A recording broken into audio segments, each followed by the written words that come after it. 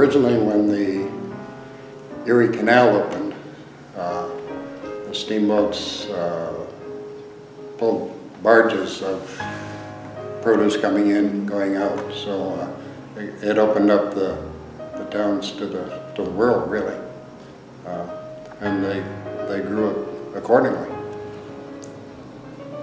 The different people originally built the steamboats, so there were different steamboat lines, and somebody would own one or two boats, somebody else had two or three, and they competed heavily for, especially for freight and passengers. The passenger fare at one point got down to 10 cents to ride anywhere on the lake. That's the lowest it ever got.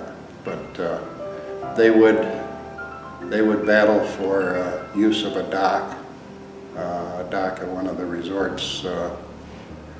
The first boat that got there is the one that would take the passengers. So they had schedules, but sometimes they would arrive at the dock at the same time. So there was a little more to the wars than just fighting over the fares. Up until the 1920s, there were no roads around the lake, or the roads were at the top of the hill. There were no roads down at the lake level. So when they did build hotels, there'd be a road from up the top down to them. But most people came by the steamboats. People came to cottages the same way. It was too hard to get there by road because there were no roads, and they were just farm roads that the farmers would use the road down the lake to take their grapes for the steamboats to take into Penn or Hammondsport. The Keuka 2 was the only boat on Keuka that wasn't built on Keuka. That was built on Seneca, and it came up through the locks, and then it was sold off the lake, so it went back down. That was the only one that went through the locks. Most of them were, or the later boats anyway, were too big to do that anyway. I don't think the railroads affected the steamboats because they were just at the end of the lake. In fact, they probably helped because there was the ability to haul more freight on the railroads more regularly than the canal. Plus, once the canal was abandoned, or part of the reason the canal was abandoned is because railroads came along. But I don't think the railroads hurt the steamboats. They tended to work together. They'd answer. The best known was Harry Morris, who was the last captain of the Penn Yan. He went on to build the Elmwood Theater. I would say he was probably the best known. But they were just businessmen. The captain didn't run the boat. The pilot ran the boat. The captain ran the business. So they were certainly well known around Hammondsport and Penn Yan, but other than, like I said about Harry Morris, I don't think any of them were influential beyond their steamboat business. It varied with the size of the boat and what amenities they offered, but there was always the pilot and the engineer who was in charge of the workings of the boat, and the pilot would steer it. Yeah. But if they're carrying a lot of freight, then you need people to manhandle the freight to get it on and off. And they didn't offer a lot of amenities to the passengers, so you didn't have waiters like you would think of on a cruise ship or something like that. usually they had probably a crew of 4 or 5 as well. Freight came first, and passengers usually during the week, all you'd have was somebody from Penn Yan that was going to Hammondsport on business or vice versa, or to Branchford. And on the weekend is when people would go on excursions.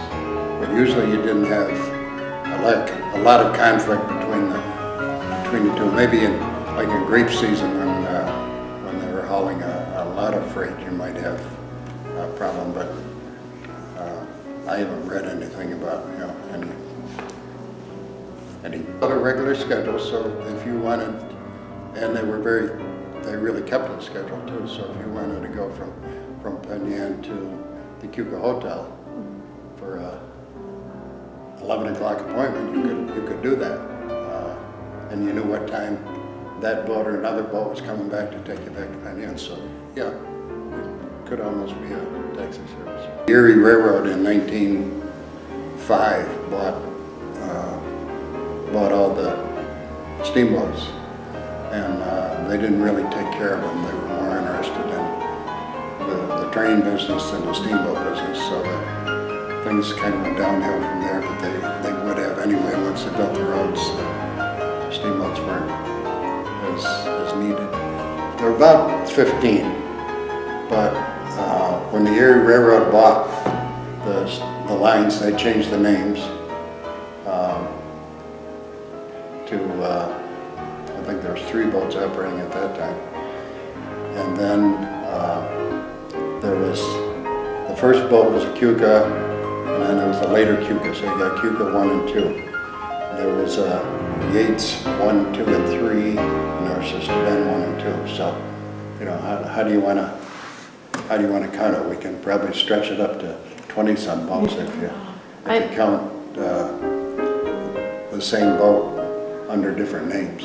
Yeah. Ownership would change more often, and plus the boats were privately owned, so if somebody had a lot of money and they'd buy a boat, name it after their daughter or whatever, and then they'd sell it, and so the new people didn't want a boat by that name, and they'd change it. So those are tough to keep track of. You almost have to use the photographs to say, oh yeah, that's the same boat. At Penn Yan and Hammondsport, they had large docks, and they had dry docks. The boats were either made in Penn Yan or Hammondsport. Speaking of docks, anybody who had a dock with enough deep water in front of it for the steamboats to pull in could just put a flag out, and the boat would come in. They call them flag steps. So they had a schedule that they would go from here, and they'd go here, and then over here, and then here on a regular schedule. But in between, you want to get on the boat, or you're on the boat and you want to get off, or you got some freight you want to ship, you just put out a flag, and they would pull in. The Penn Yan was the last boat on the lake, and it last ran in 1922, but it hadn't run much before that. They took the steam engine out and put a gasoline engine in, and the gasoline engine was not as heavy as the steam engine they took out, so it changed the balance of the boat, and they had to change the boat. And they only ran a few times, and people thought the boat was noisy and shook and smelled, and so they kind of shot themselves in the foot there. That was kind of the end of it. And then they brought it back in 1922, and I think they only took one run. They put it alongside the lake on the dock on the west side, and it was tied up there until like 1930 before they scrapped it.